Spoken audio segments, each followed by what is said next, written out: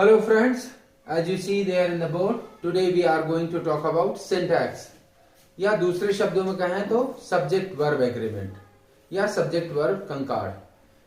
Competition वाले जो बच्चे होते हैं वो जो है सिंटैक्स का मतलब होता है कि सब्जेक्ट वर्ब एग्रीमेंट, यानी कि verbs are always according to their subject, यानी कि जो वर्ब्स होती हैं वो हमेशा अपने सब्जेक्ट के अकॉर्डिंग होती हैं, नंबर और पर्सन। या 10th क्लास में जो है ग्रामर की जो कोर्स है सीबीएसई बोर्ड में, उसमें भी जो है सब्जेक्ट वर्ब एग्रीमेंट एक चैप्टर होता है। ये एक बहुत ही इंपॉर्टेंट चैप्टर है इंग्लिश लैंग्वेज का, क्योंकि इसमें जो हम पढ़ते हैं कि जो रूल्स होते हैं, ज्यादातर जो कॉमन मिस्टेक्स होते हैं कंपटीशन में या बच्चे जो लिखने में मिस्टेक्स करते हैं, उनको दूर करने के लिए चैप्टर हमने जो है शुरू किया है सिंटैक्स का। एक एग्जाम्पल के द्वारा हम समझेंगे इस बात को। He goes, they go। अब यहां पर हम देखते हैं कि जैसे ही जो है ये सिंगुलर है, इसलिए जो है यहां पर ये जो वर्ब है वो भी सिंगुलर बना दी गई है, क्योंकि हमने जैसा कि बताया कि वर्ब जो है हमेशा सब्जेक्ट के अकॉर्डिंग होगी, और सब्जेक्ट जैसा कि हम देख रहे हैं यहां पर ये सब्जेक्ट सिंगुलर है, इसलिए वर्ब भी जो है सिंगुलर है। और दे के साथ हमने गो लिखा हुआ है, यानी कि दे जो है वो प्लूरल है, इसलिए जो है वर्ब जो है वो प्लूरल हो गई गो। जैसा कि हम जानते हैं कि वर्ब्स जो है हमेशा प्लूरल रहती हैं, कम, गो, ईट, ड्रिंक, वॉक, टॉक, डांस, ये सब प्लूरल हैं। इनको हम सिंगुलर कैसे बनाते हैं? यस या ईएस लगा करके। ये एक नॉर्मल सा रूल है।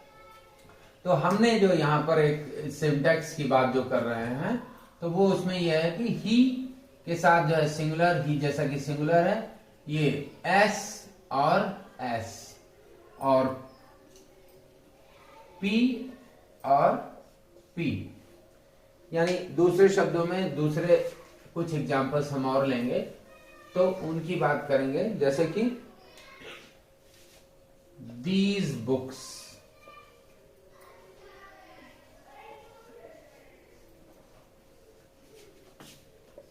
belong to me। तो हम जैसा कि देख रहे हैं दीज बुक्स जो है वो प्लूरल सब्जेक्ट है, और इसीलिए हमने इसके साथ जो है बिलोंग का यूज किया है, बिलोंग्स का नहीं, क्योंकि जो प्लूरल सब्जेक्ट है उसके साथ में प्लूरल वर्ब आएगी। और जैसे कहा जाए कि ही comes late, तो यहां पर जो है हमने देखा कि ही जो है, ही के साथ हमने क्या यूज किया? comes।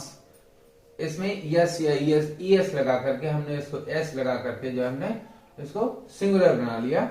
तो ही के साथ जो है सिंगुलर वर्ब, और दीज बुक्स के साथ जो है प्लूरल वर्ब आ गया। ये एक इंपॉर्टेंट रूल है इंग्लिश लैंग्वेज का, जो कि ज्यादातर बच्चे इसमें मिस्टेक्स करते हैं। अब ये तो एक बेसिक रूल है, और इसमें जो है और भी बहुत सारे वेरिएशंस हैं। जैसे कि कुछ सब्जेक्ट्स होते हैं जो कि कभी सिंगुलर कंसीडर किए जाते हैं, कभी प्लूरल सब्जेक्ट, जैसे कि इकोनॉमिक्स है, मैथमेटिक्स है। अब ये जो है क्या है कि इनके विषय में हम आगे बात करेंगे। अभी यहाँ पर जो है ये जो रूल है इसका एक ही रूल है, वो ये कि verbs are always according to their subject in number and person, यानी कि जो वर्ब्स होती हैं वो हमेशा अपने सब्जेक्ट के अकॉर्डिंग होती हैं, नंबर और पर्सन में। हमने एग्जांपल के द्वारा आपको बताया। अब जो है हम इसमें कुछ एक्सेप्शंस भी होते हैं। एक्सेप्शंस की बात करें तो कुछ एक्सेप्शंस हैं, जिसमें से पहला है वो यह है कि डेयर नॉट, और दूसरी है नीड नॉट। एक्सेप्शंस का मतलब होता है अपवाद, यानी अपवाद का मतलब जहां पर ये रूल फॉलो नहीं होता कि वर्ब जो है हमेशा सब्जेक्ट के अकॉर्डिंग होती है। तो ये दो जो वर्ब हैं, डेयर नॉट और नीड नॉट, इनके साथ में ये रूल फॉलो नहीं होता जब नॉट लगा रहता है नीड और डेयर के साथ में। जैसे ही need not go there, he need not go there, she dare not come here.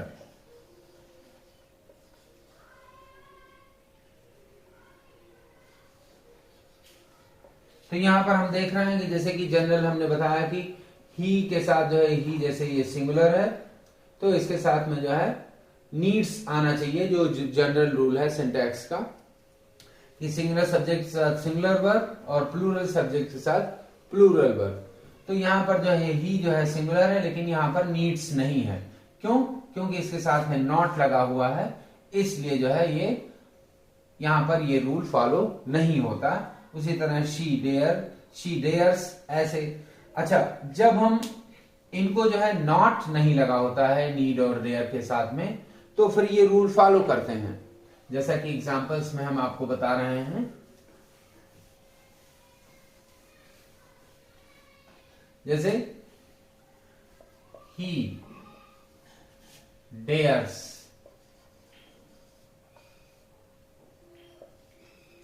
Mohan needs.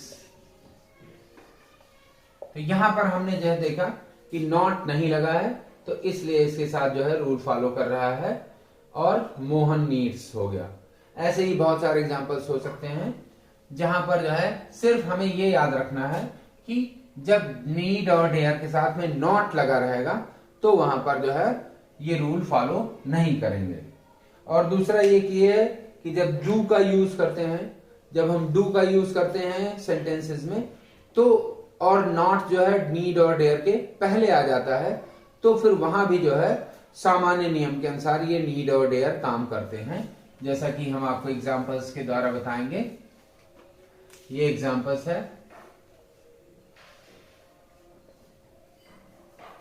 Plurals में तो जैसे कि हम जानते हैं प्लूरल्स के एग्जांपल हम इसलिए नहीं दे रहे हैं क्योंकि प्लूरल्स के साथ तो प्लूरल वर्ब आएगा ही नीड और डेयर। ज्यादातर एग्जांपल जो है जैसे कि you need not, you do not need, you do not need to go there.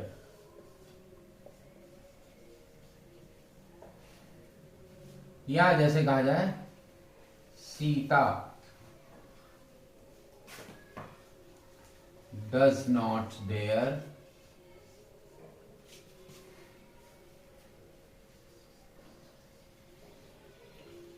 to talk to her father, to talk to me कर दे। तो यहां पर देख रहे हैं हम कि हमने जो है डू और डस का यूज कर दिया और जो ये नॉट है वो जो है नीड और डेयर के पहले आ गया है तो फिर जो है रूल्स जो है रूल के अकॉर्डिंग ही चलेंगे ये नीड और डेयर के। सिर्फ अपवाद यह है कि जब नीड और डेयर के बाद नॉट आता है तो वहां पर जो है ये रूल फॉलो नहीं करते हैं। अच्छा, दूसरा एक्सेप्शन जो है वो ये है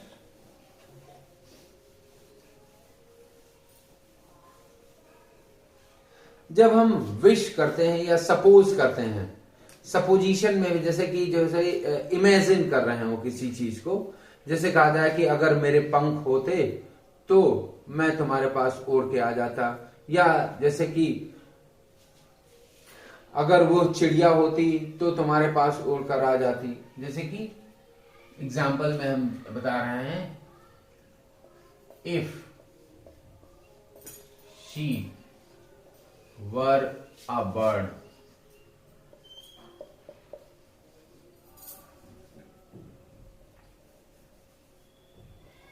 if she were a bird. अब यहां जो है हम जैसे कि जनरली जो रूल है वो ये है कि शी के साथ जो है हम वॉज का यूज करते हैं, लेकिन यहां पर जो है ये रूल फॉलो नहीं हो रहा है क्योंकि हम सपोज कर रहे हैं।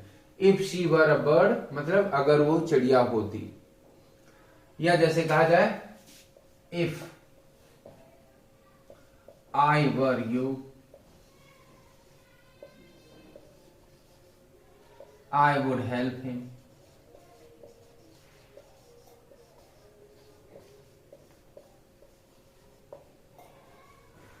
तो यहां पर देखेंगे जैसे अगर तुम्हारी जगह मैं होता, यानी कि कल्पना कर रहे हैं, सपोज कर रहे हैं कि अगर तुम्हारी जगह मैं होता तो वहां पर जो है मैं उसकी मदद करता।